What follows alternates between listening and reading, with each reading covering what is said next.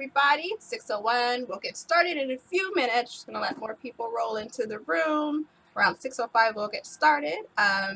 So the best thing that I like doing is some of you guys did.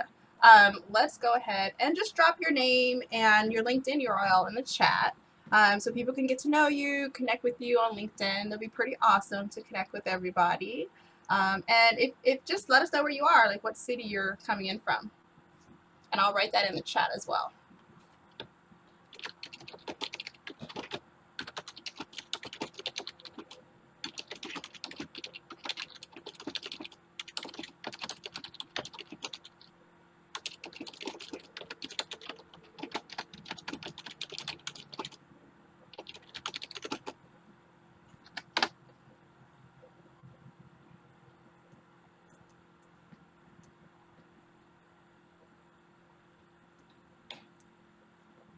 Awesome. Thank you, Jennifer. You are welcome. Thank you, Melsha. Oh, thank you, Doug.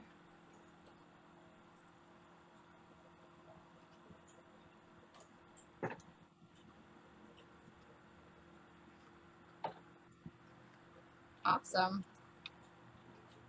So of course, I'll drop my LinkedIn chat a little bit, or LinkedIn URL a little bit later with the chapters as well. Just managing this part.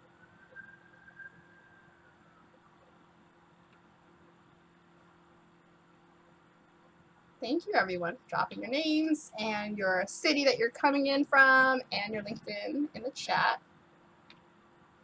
And if you just joined us, I'll drop that again in the chat, but go ahead and drop your name, your city that you're in, and your LinkedIn profile in the chat.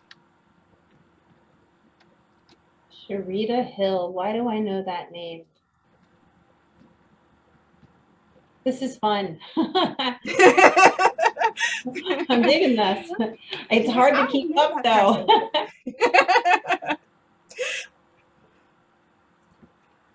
This is like the little game. Like you're like, wait, do I know this person? Do I know that person? Am I connected already? No, I know. Sharita Hill. I knew I was connected to you. You're in San Francisco. Nice to see you, my friend. See? Awesome.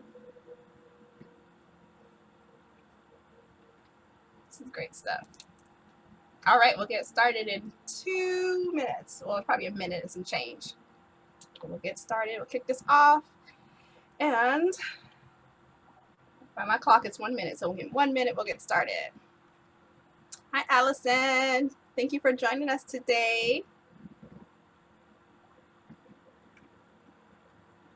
Make sure you guys connect with the folks on LinkedIn. Make sure you send a note saying, hey, we were on the same event. We attended the same event, the webinar, the name, San Francisco Black MBA if you want to, but let them know, why you're connecting and where you got their LinkedIn information from. Courtesy. Preetpal Bajwa, your LinkedIn link is not working. Uh-oh.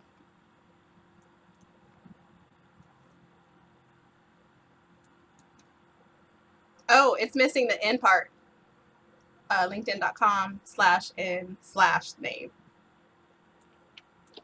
Maybe they can put their LinkedIn up again. Mm-hmm. Thank you, Rachel from Los Angeles. Hi, LJ. Thanks for joining us. All right, so let's go ahead and let me find my screen again. So many screens. I feel like I need 3 screens now. So my PowerPoint's up. You can still see my PowerPoint. And all right, let's get into it. So just to get started with what we're doing, so I want to welcome everybody again to Recruiters Insider Tips, Mastering Your Next Virtual or In-Person Interview. My name is Maisha Robertson. I am the president of the San Francisco Bay Area chapter of the National Black MBA. I am so excited to have our panelists here and to hear from them tonight. This is something I've been looking forward to, and so it's finally happening, so I'm super excited about this. So before we get started, though, I want to go over a few housekeeping rules. So all attendees are muted, and we ask that you remain on mute. I know sometimes with Zoom that everybody's on mute, but there's some ways that some people get off of mute, but just please remain on mute. If you have any questions for our recruiters, please post them using the Q&A or the chat function, and I will go through them, and we will answer the ones that we can during the Q&A time. And nobody has the video on because I muted that altogether, so don't worry about the video, but just enjoy our presentation. Really quick, I will go over who we are. So San Francisco Bay Area chapter is a chapter of the National Black MBA Association.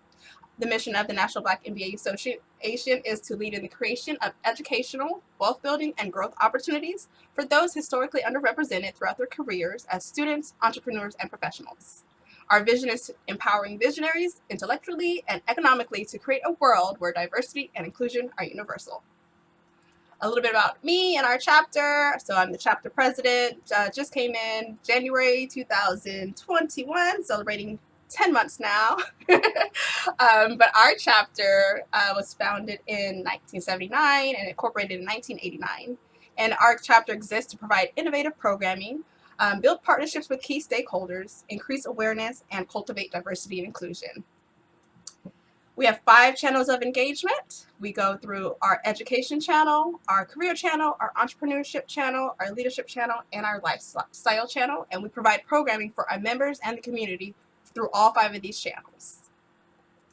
So without further ado, I'm ready to get started, and I'm super excited about this. So I'm going to hand it over to Ms. Janice to get started.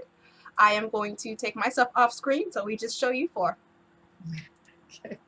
Well, thank you so much, Madam President Maisha.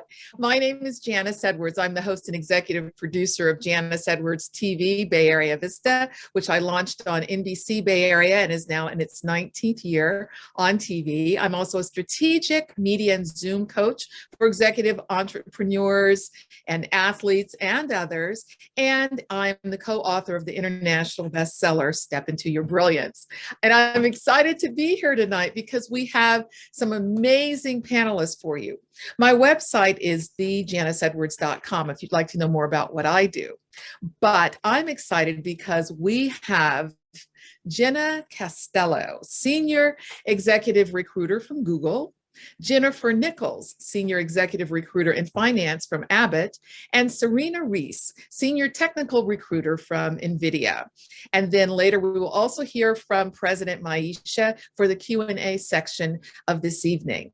But now, before we get to know more about the professional tips that you're going to get tonight, which are so exciting, we wanted to ask each of our recruiters a more personal question. So the question is, and I'll start with you, Serena, what is your guilty pleasure, be it a dessert or something else? I'll stay with dessert. Ice cream, any flavor. That's my guilty pleasure. I love ice cream. When I get a sweet tooth at night, I kind of have to look at my clock and go, oh, is it after 8 p.m.? Come on. Because I love ice cream. I get a bad sweet tooth at night. So that's my guilty pleasure. Any flavor. Although the pistachio flavor seems to be floating to the top lately. Pistachio, that sounds good. That sounds good. Great. Thank you for sharing. Jennifer, how about you? Guilty pleasure, dessert, or other? You know, my husband will probably kick me out of the house for saying this. I am a self-proclaimed DIYer. So when COVID started, I spent a lot of time at home, and what you see right now, I'll give you a little peek. This bookcase behind me with all of my father's National Geographics was dark wood. On the other side of the wall behind me was a luscious grass cloth wallpaper, now turned she office, with a mint chocolate chip paint, my father's favorite, this really cute couch in the corner that I can lounge in when I get sick of sitting at my desk. And then we found this amazing desk at a shop, and I and my friend rehabbed it to create my workspace in my home office. So it didn't stop there, though. I went up 2 stories in our home, doing every single bedroom in our house, all of the woodwork Then I started ripping out flooring, and then my husband drew the line and said, enough. We're going to hire some professionals. I love how much time you spend, honey, how much money you've saved us, but we're going to hire some people to come in. So that's my guilty pleasure. Wow. And it speaks to your character too, guilty and productive at the same time, but you also got some mint chocolate chip in there. So we got a little bit of a dessert flavor too. That's it. Serena, I'll share my mint chocolate chip with you. Yes, Yeah. I love that one too. Sounds good. How about you, Jenna? Guilty pleasure, dessert or otherwise? Yeah, I'll go with dessert, and along the theme of hobbies during the pandemic, I love cake and decided I wanted to try to learn how to make multi-tiered cakes, nice cakes, like bakery quality cakes. I wanted to try to do that for, friends and family's birthdays. So I've had some successful, some not so successful, but I'll keep working on it. Oh, that's great. And the good thing is, even if they're not so successful in terms of the height, you can always eat them, right? you can eat the samples, right? Look great, but they taste great. Yes. Oh, wow. Well, thank you so much for sharing that. And now as we dive into these insider tips, because of pandemic protocol, we've seen that this has led to new ways of conducting business. And so tonight, as we're dedicating time to make sure that everyone has the necessary tools, let's talk a little bit about the current work landscape. It's been said that the remote work evolution has changed so much, and now more people are going back into the office. So how would each of you describe what you see in terms of the work landscape? And Jenna, I'll start with you. Yeah, absolutely. I do think that it has fundamentally changed the way that companies and individuals work. And I think that there's a lot of pros and cons to returning to the office and also working from home. And I know that every company is finding their footing and what is going to work for them.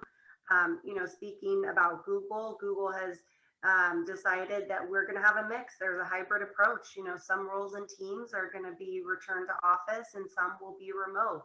So I think it does open up a lot of possibilities and flexibility for individuals and talent that are in different locations. But I always encourage people to think about the trade-off of having your colleagues next to you, having those water cooler chats, having the impromptu conversations. And if you're okay not having that, if you were in a fully remote role, and of course, fully remote roles means that we can also offer opportunities to people that may not otherwise have ever works near Google Office. So it definitely has changed the recruiting landscape. And I think that it's made it more competitive in many ways, and that candidates have a lot of choices. They have a lot of options. It's definitely a candidate market right now. Thanks very much. Jennifer, would you like to add anything to that? I think what's been really amazing, Avid is more of a stoic type company. We always have been. And we're such a collaborative, warm culture that we're so used to being with each other in an office environment.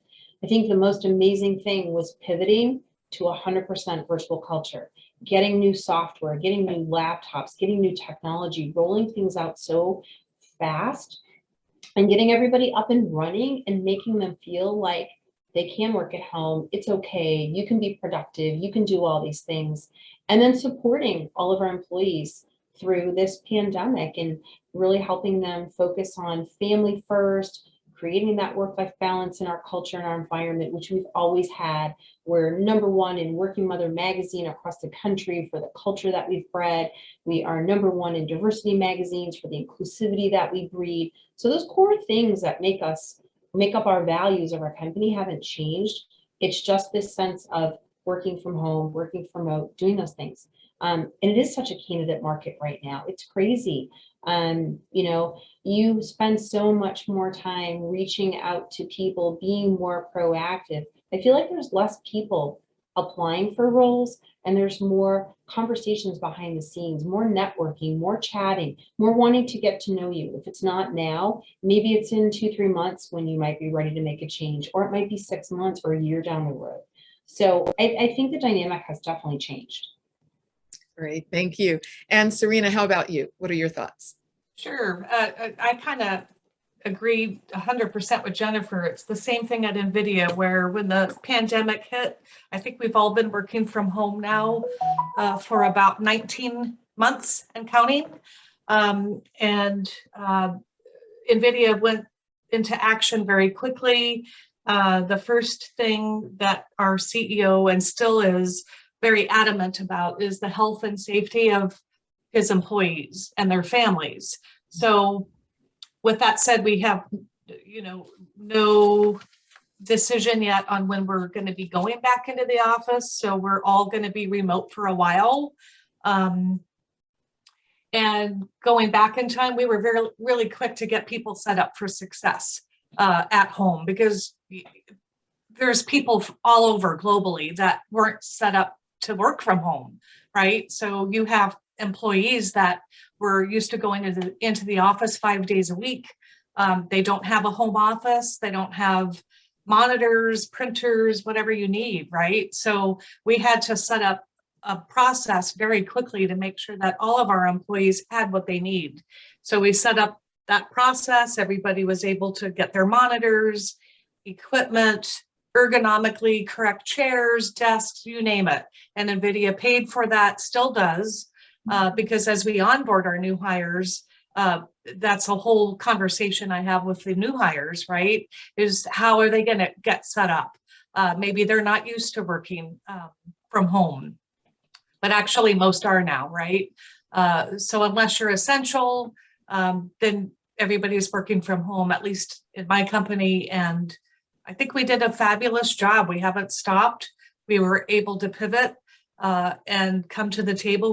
We've had fabulous quarters after quarter after quarter. So, I mean, I think we've proved to the world that you can be successful no matter where you work, right? So that's opened up a whole nother conversation now of employees and candidates asking about that.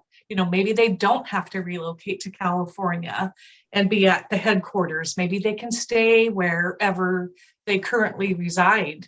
So anyway, hopefully that made sense. Oh, it makes a lot of sense. And it's true. It has opened up so many things. And speaking of that, with people having worked from home, I feel like now I should have bought some stock in Ring Light as well as Zoom before this, because when I'm talking with my clients and I talk with them about preparing for something, it's one of the things that I think all of you have mentioned as well and may want to weigh in on is, for a candidate preparing for an interview, what are some of the critical things? We can anticipate lighting being one of those, making sure your laptop, ideally it's a laptop, not a phone when you're doing the interview, just because it's more user-friendly for that engagement.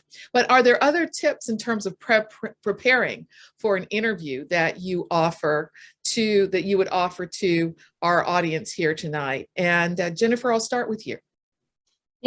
I probably am unique, and I'll see what my panelist friends here say, but I always prepare my candidate for their interview. I think that is truly a sign of an executive recruiter who spends the time with a candidate to educate them on the people they're interviewing with, the company.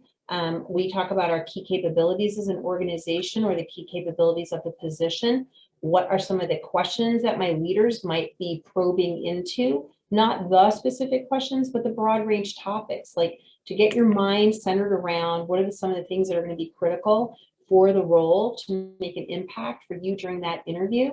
Of course, I hire for finance at Abbott. That's my main role. And then our technology team second.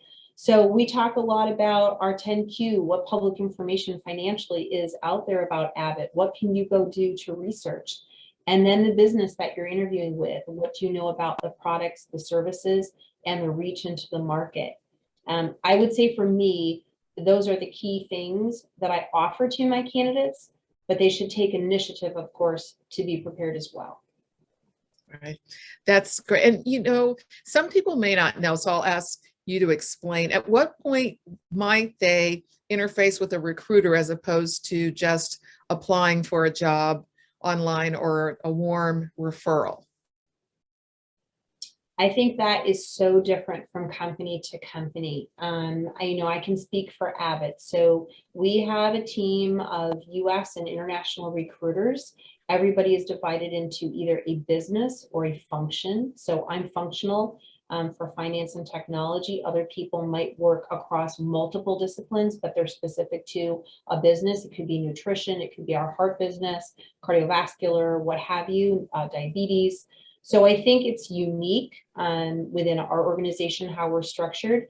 In our company, the recruiter is the first person that's going to reach out to you to have a conversation with you. If you're referred, your person is putting you into our system, that's sending you to the rec, it's coming to the recruiter, and then I'm actually calling you. A lot of times I get reach outs from candidates who reach to me directly to say, hey, so-and-so gave me your information, I applied and I'm really interested. Would you be open to chatting more with me? And for me in the role that I'm in, that's okay. Please don't bombard me now after the call with 300 messages. But I think it's great because you get to know people, and I put you in the back of my head. If I don't have the right role right now, maybe I will in 6 months or 2 weeks. One never knows. That's great. How about you, Jenna, in terms of preparation, and also at what point would you interface with a candidate? Yeah, so I think there are a few things that apply to anyone preparing to interview for a role. I think first and foremost, it's to take the position description and prepare your examples. Using kind of the responsibilities listed, really start to prepare 5 to 10 examples that you can readily pull from during your conversations. I think it will just help you have a more seamless and fluid conversation with the individual when you've already done your homework. I think the other piece is due diligence, making sure that you do the due diligence on the company. If you can, try to find info on who you'll be meeting with. And also be prepared to ask questions. I think there's nothing better than a candidate asking really thoughtful questions, because it demonstrates their interest in the role, it demonstrates their interest in the company, it demonstrates that they're really thinking about the opportunity. So I would say those are a few pieces that I suggest across the board when preparing for an interview. You know, never go in thinking that you have prepared too much, because you probably can't. I think what you want is you want to be able to leave being like, okay, I got that covered. Yeah, that's great. How about you, Serena? Thoughts about preparation, as well as at what point do you interface with the candidates? Yeah. So before I get into that, I think people are having a hard time hearing Jenna when she talks. So not sure what's going on. Let me, Okay. maybe So it's in the chat. Do I need to speak up? It seems like there might be a connectivity issue. I'm not sure. Okay. And I realize I failed to answer the second half of your question, but let me keep going, and please let me know if the sound isn't coming through. Well, now it's great. Whatever, right now it's very okay. Okay, good.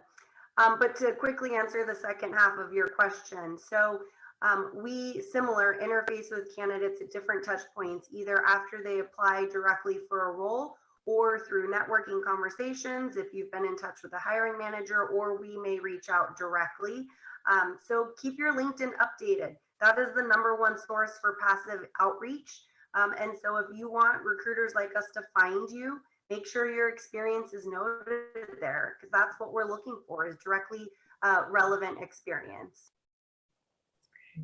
Great. Thank you. All right, my turn. Yes, and thank you for that technical heads up too. That's great. We appreciate that.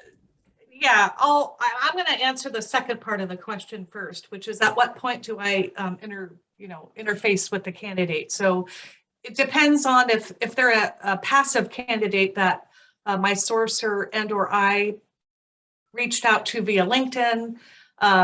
It's different, right? Because we're sending different messages to them directly. They didn't apply online. So I'm interacting with those passive candidates from the get-go with my sourcer. If it's a candidate that applied online to the various positions, they're going to apply online, and then we've trained our hiring managers actually to, if they see somebody that they're interested in, we move them to a phone interview stage. And I have a recruiting coordinator that is tied to my hip for the most part. So she's been well trained and vetted, and she knows how to reach out to these candidates and get them excited and scheduled for their very first phone interview. virtually via Teams. So we use Microsoft Teams. Now, at that point, when we schedule their phone interview, a lot of times the candidates will want to talk to me because they're going to want to know a little bit more information before going into that very first call. And then that's when my recruiting coordinator loops me in. So we work on a very, very high volume at NVIDIA. I'm not a recruiter that carries 25 recs. I probably have 70. So our volume is incredibly different than any other company I've worked at. So it takes a village, if you will. Yes. So unless it's a passive candidate where we're doing direct outreach, then if it's a candidate that's naturally applying, then we take them through the process. If they're a fit, we move them forward. Typically with those candidates, I would get involved once they pass their phone interview, and then they're getting scheduled for the virtual on-site.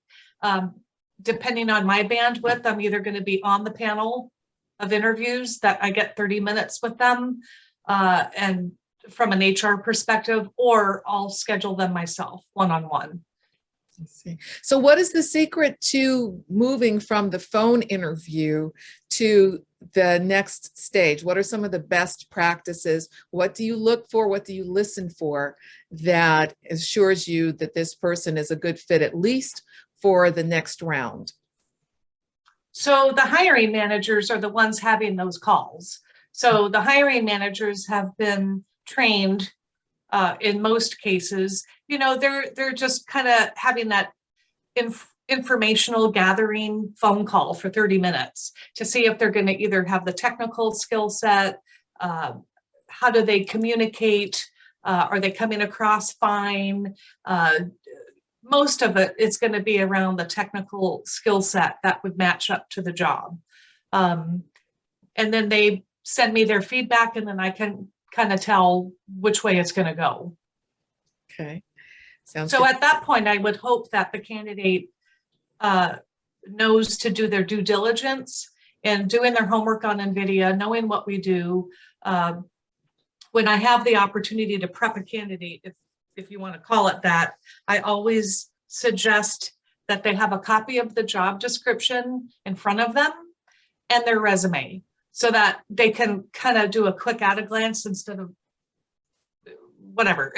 spending too much time in silence, although that's not a bad thing, but too much might be. So they need to be prepared from that perspective.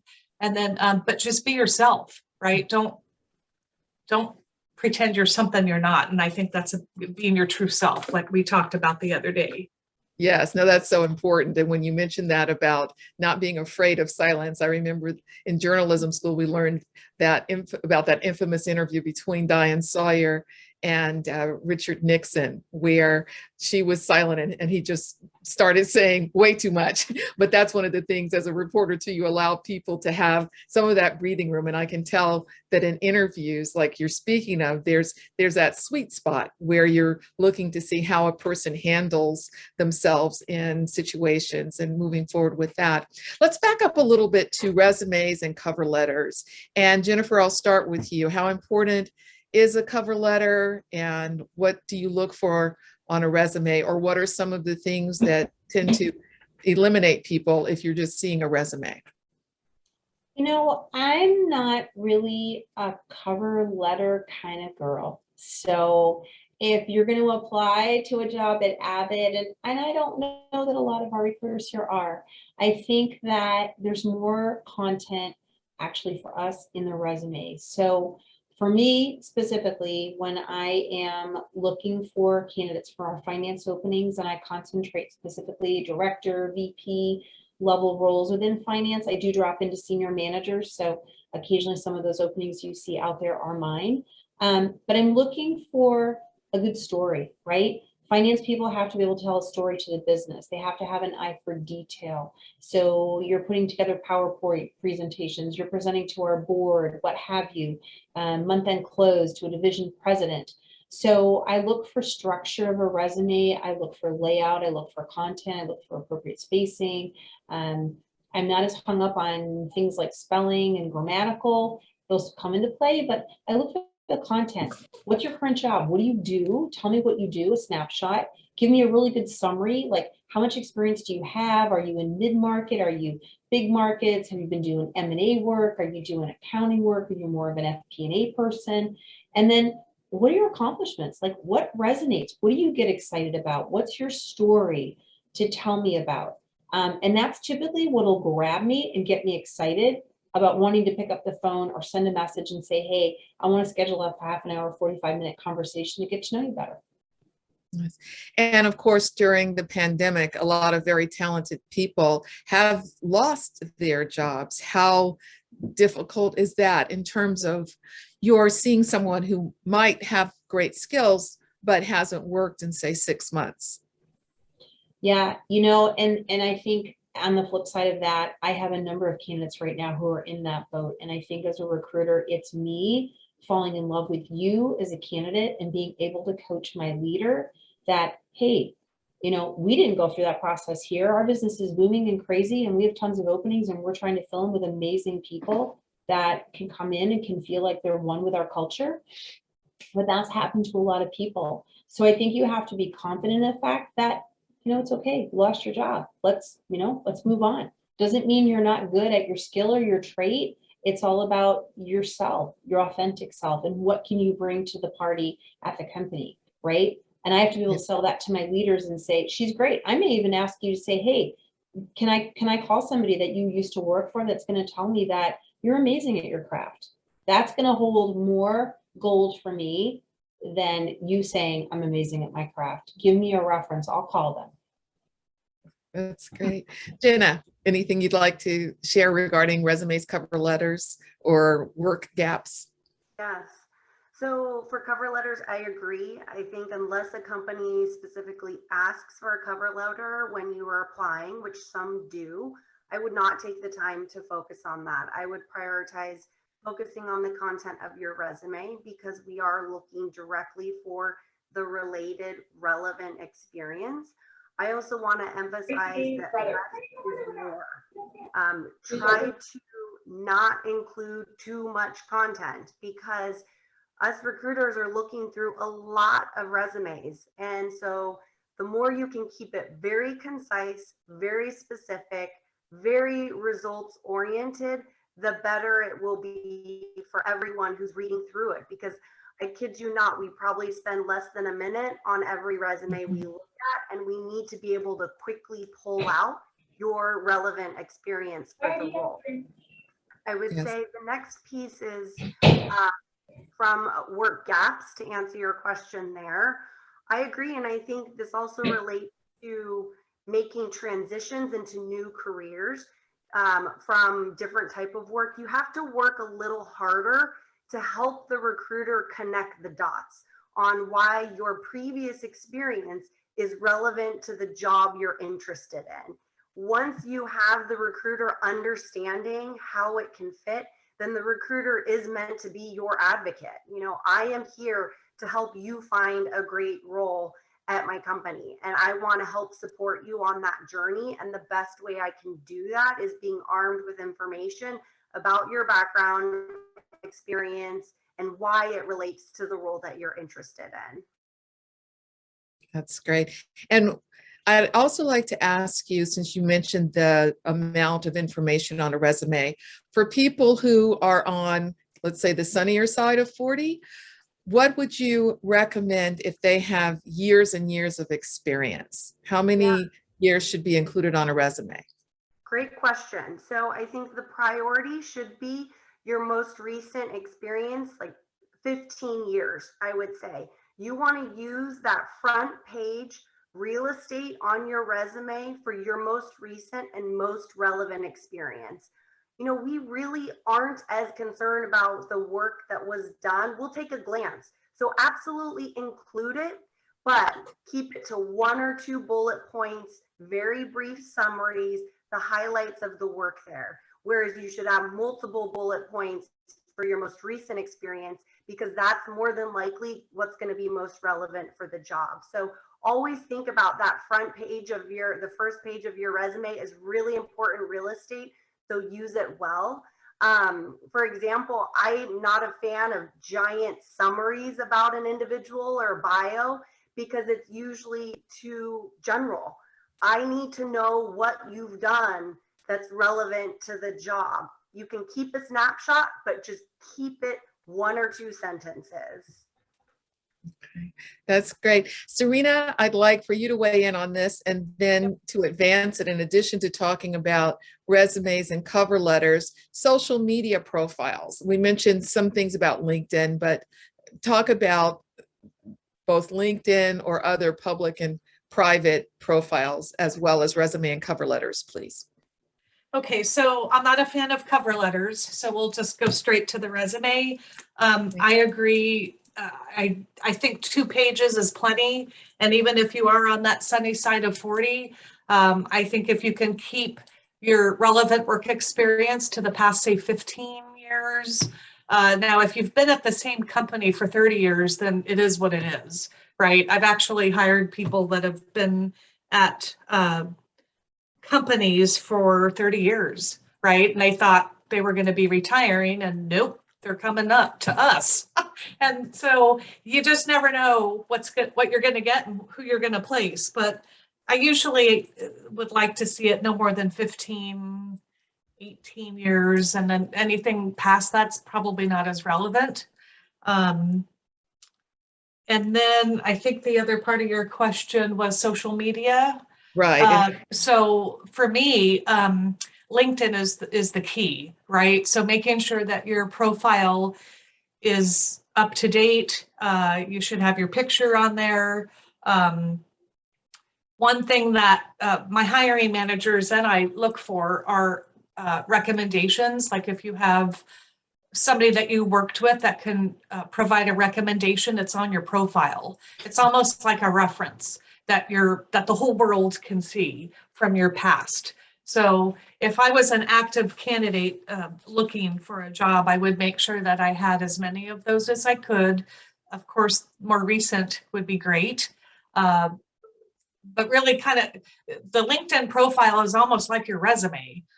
In fact, a lot of candidates, especially if they're passive, they haven't updated their resume in a while, right? So we're pulling what we see on LinkedIn to see, and that's what's attracting us to them, is what we see on LinkedIn.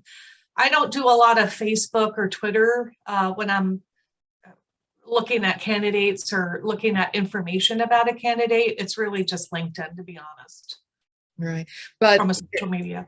Yes, conceivably, though, some people might check out the Instagram or the Facebook or even TikTok. And if there's something there that's borderline, what would that be? I mean, if you see people who've had fun at a party, is that okay? As long as you don't see only pictures of people at a party? Or do you have any thoughts about that? I mean, to me, in my opinion, that's personal, right? So TikTok, Instagram, Facebook, to me, that's more of a personal social media platform. This is my opinion.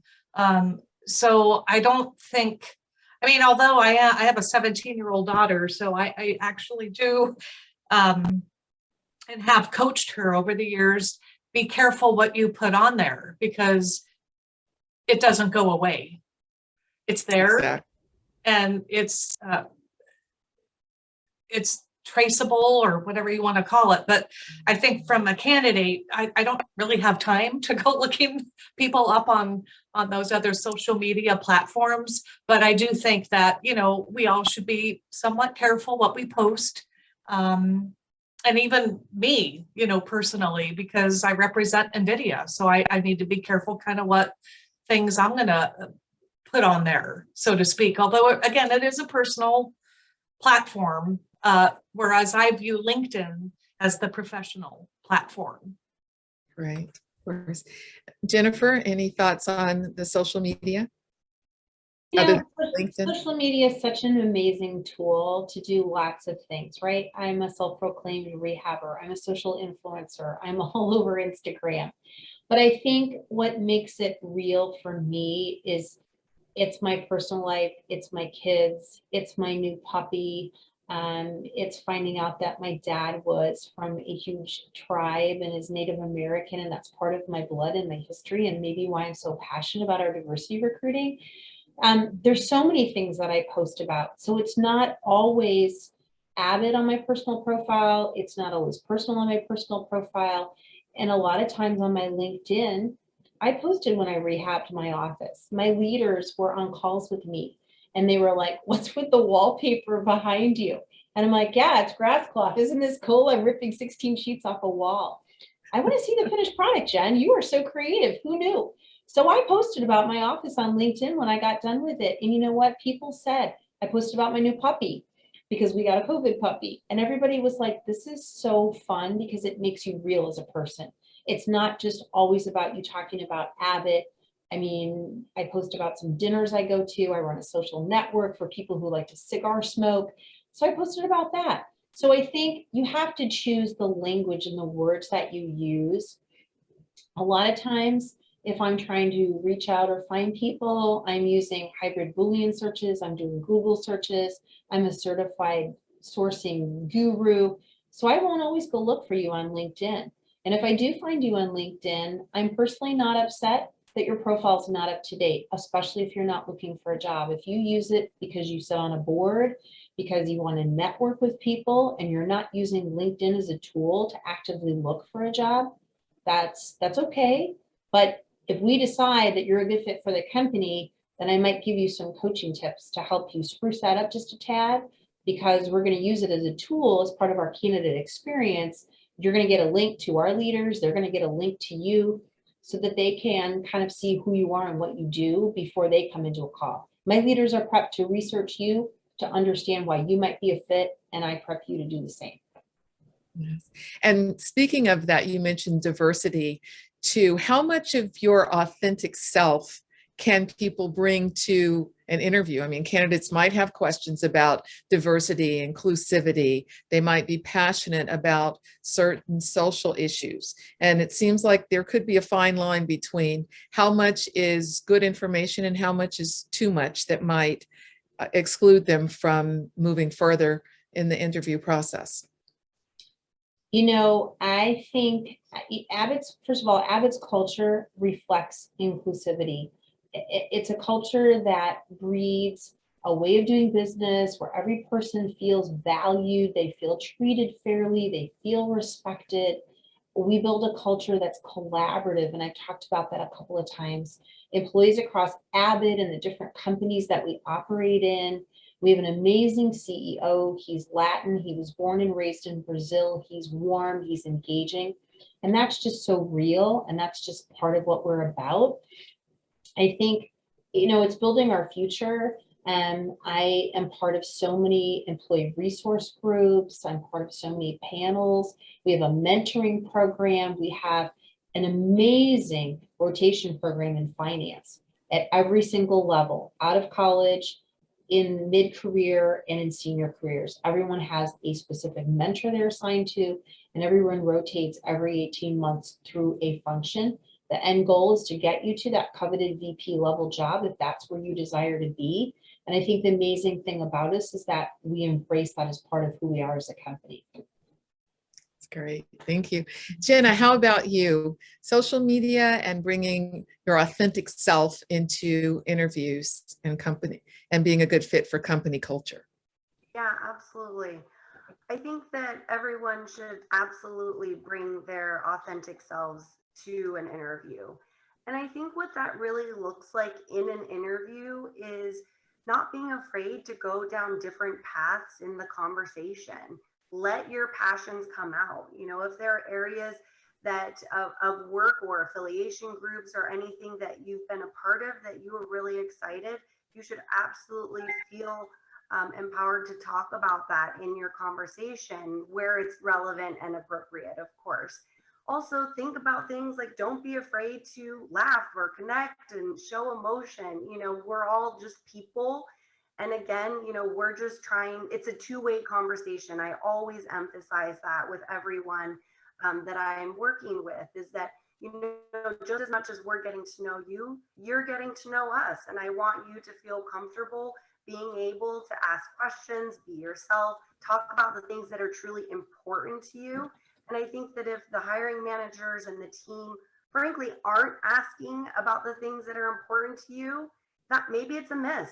Maybe that's not the right company culture for you. And if you have noted things on your resume that you're passionate about, and if that doesn't spark a conversation, again, maybe it's not the right company culture for you. So to me, that's what it really means to bring your full self and authentic self to an interview. And if you feel like through the process you haven't been able to do that, I would consider that a yellow flag of like, is this a company that I'm really interested in working for? Because everyone that you're interacting with is a reflection of the company culture.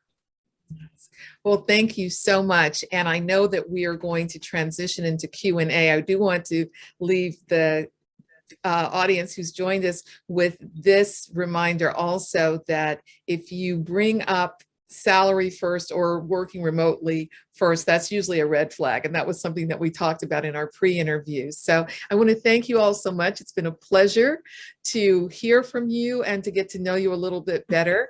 And I'm going to be signing off at this point and bringing on our president, Maisha, to handle the Q&A portion of the evening, and wishing everybody great success. Again, I'm Janice Edwards, and I love helping people prepare for being on camera as well. So you can find me at thejaniceedwards.com or on LinkedIn.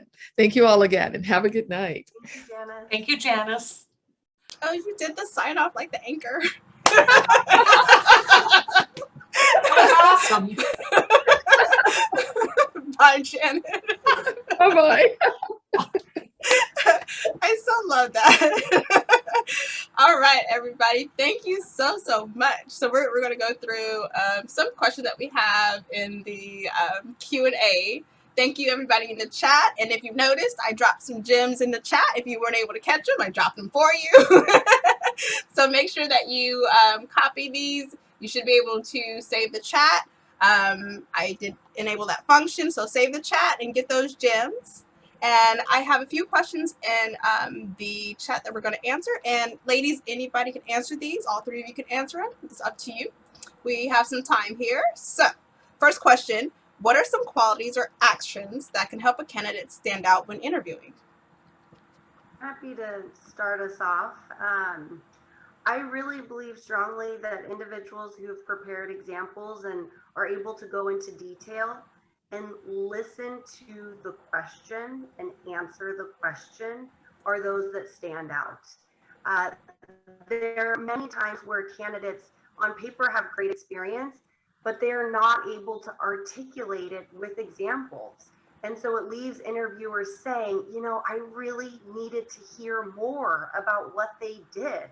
I don't have a strong sense of how they accomplished what they did. So don't be afraid to go into details. I also recruit, and I've worked with individuals across their career, from entry level coming out of college all the way up through executive. And I give the same advice to everyone at all levels, that give details and be prepared with your examples. I think the second is truly listen to the question and answer the question and ask follow-up questions if you're unclear. I think that I'll add to that, just one of the things, of course, be prepared, know who your audience is. So when I talk to candidates, if they have questions and they want to know what the interview process is going to look like, I always say the same thing. I'm like, know your audience. Who are you talking to? Do your research, look them up on LinkedIn.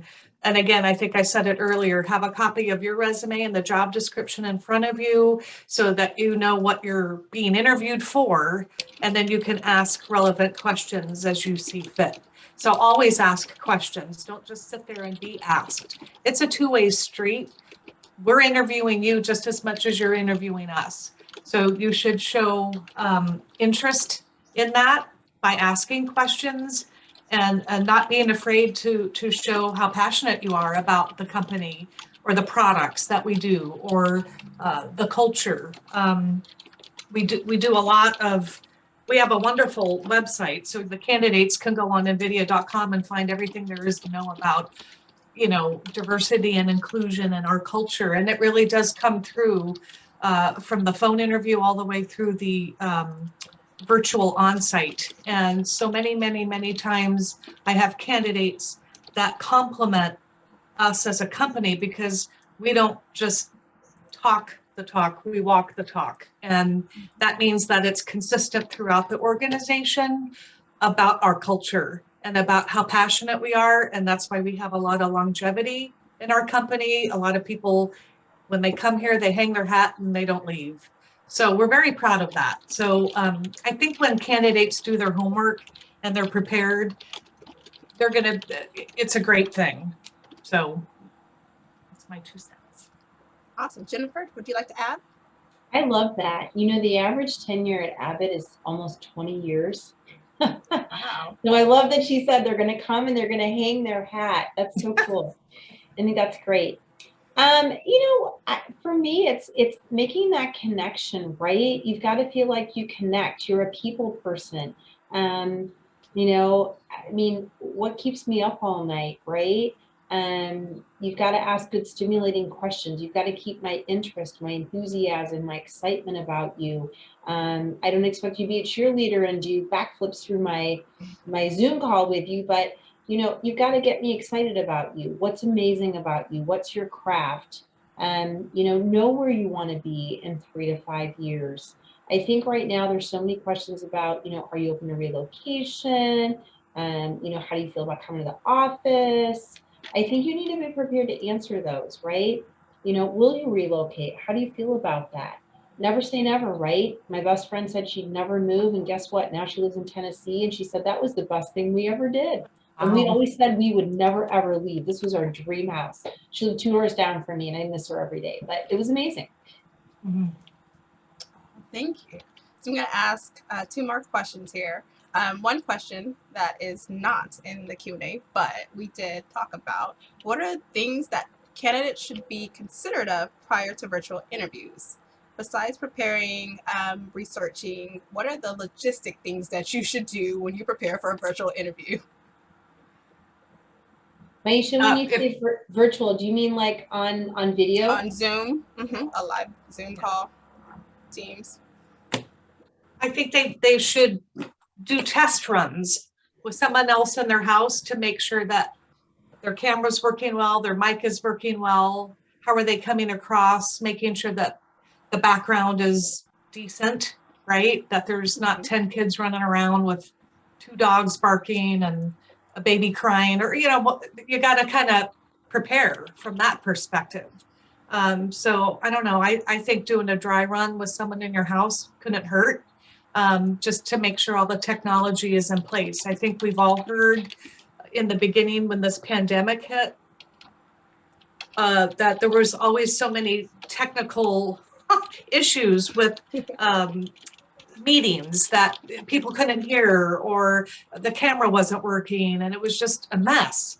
But I think we've all gotten much better at it. But I think from a candidate's perspective, if I were preparing for a virtual onsite, look, you should dress like you're going into an interview, right? I mean, even though it's from your head up for the most part, you should look presentable, right? And know that you just have a nice background, making sure you're in a quiet space that you can focus and concentrate without a lot of background noise and distractions. Jenna, would you like to add? No, I agree with all of that. I don't know that there's anything to add. I think those are the right touch points. Make sure your Wi-Fi is working. I think we practiced that too, and it didn't. Yeah. And Jennifer, would you like to add anything? Yeah, so I'm going to ask my fellow panelists a question. How many of you have a selfie light in front of you? Raise your hand if you have a selfie light in front of you. A what? Selfie? A selfie light. Oh, no. Selfie light. I do. No. How So funny. whether it's completely bright outside, it's day or it's night, one of the most important things you can do is go on Amazon.com and get yourself a selfie light. Does anybody not know what a selfie light is? Can you put the link in the chat? Yeah, sure. I'll download it from my iPhone. Hey, I can show you. I've got that amazing Zoom. Oh my gosh. Here we go. Want to check out my No. selfie light, people? Here it comes. There it Get is. your ring. It's a beautiful Wow. white ring on Amazon.com. It cost me $18, friends. I'll post the link. And it's the best thing ever because it makes me look fresh. It makes me look beautiful. Look at Maisha's glow. She has this healthy glow about her. Before my office was rehabbed, I went on Pinterest and I picked out the most gorgeous office. It was an inspiration for this office. And I put it up for the longest time as the backdrop. And people would say to me, gosh, your office is so pretty. And I'm like, thank you, because that's what it's going to look like when it's done. And they'd be like, you're not in your office? And I'm like, no, it's virtual. But who knows, right? Yeah. So I think it's really important to do things for you, right? I go put on a little bit of makeup. I put on something to make my face glow a little bit. There's so many great things on the market that you can use. And even guys, like I'm not just talking about our females here, men, you look better when you have a selfie light. Take your iPhone, okay, put it on selfie mode, spin yourself around in your environment 360 degrees, and you're gonna see exactly what I'm saying. When you get that perfect glow on your face, sit your butt down. That is where your computer needs to be in front of you in that exact space, and you're gonna look the best. You're gonna bring your best self to that meeting. I love that. Great advice. Yeah. Link, please. Drop that link in the chat. I will. I'll put my light in. Hold on, I gotta go get it and send it to myself. Yeah. I totally love gosh. that. I'll go get my selfie light right now, friends. I know somebody in the chat said, great point on the selfie light. All right, so our last question before we let everybody go. Referrals. So we know a lot of people have referrals and there's referral bonuses, incentives for employees. But on the other end, as the applicant, which one comes across better? Does it matter? Is there a priority if you get a referral from an employee or versus whether you don't have a referral? I'll go on that one. We have a whole program team for our ERP, or employee referral program. So we take it very serious and we love our employee referrals. So we have about, I think the last time I heard the statistic, it was about a 30, I want to say 34 or 35% of our hires are from employee referrals. So we do pay out the referrals, the bonuses. What happens is when somebody has a referral, there's a process that they have to go through and everything is posted on our internal site.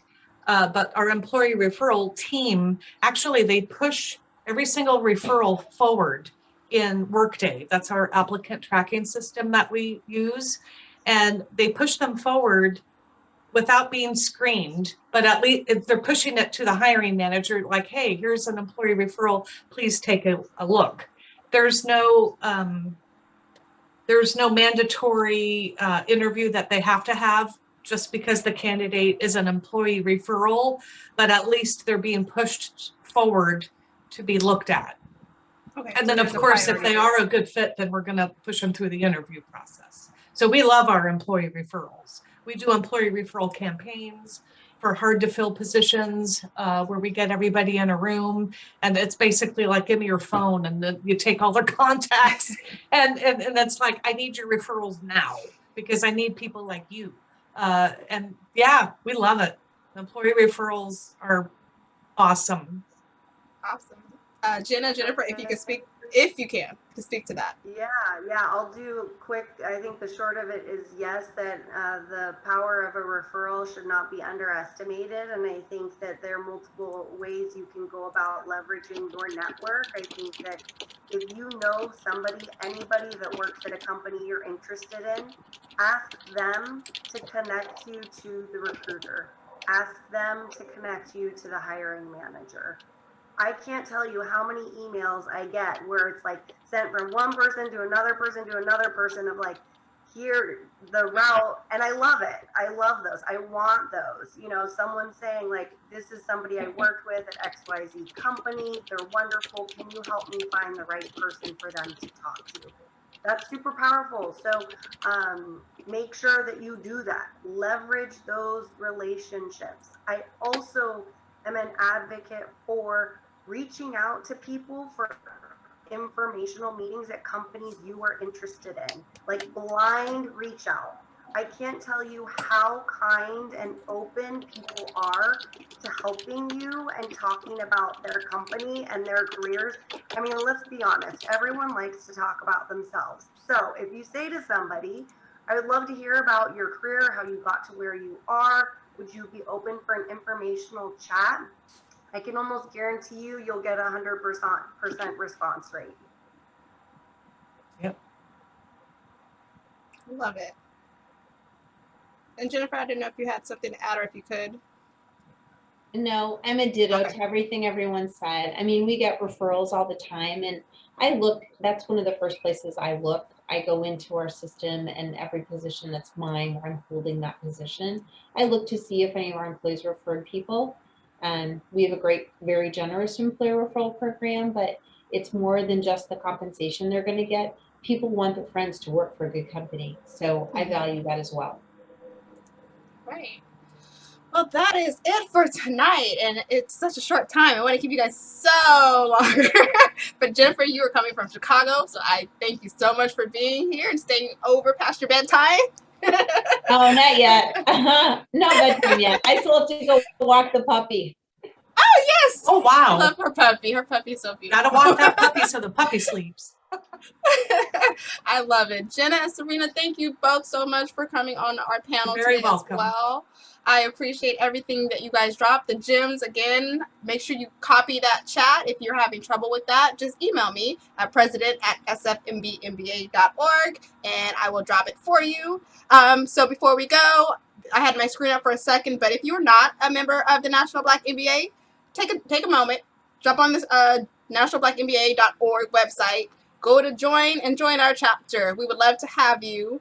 If you are a partner coming from a corporation, email us and let us know how you would like to connect with us. We love doing events like this and connecting our community with these resources. So again, everybody, thank you for coming tonight. Ladies, thank you for being on our panel tonight. And this recording will go out in the morning with the post-interview survey. So thank you guys again, and have a great night. Thank you. Bye, y'all. Have a great night. Bye.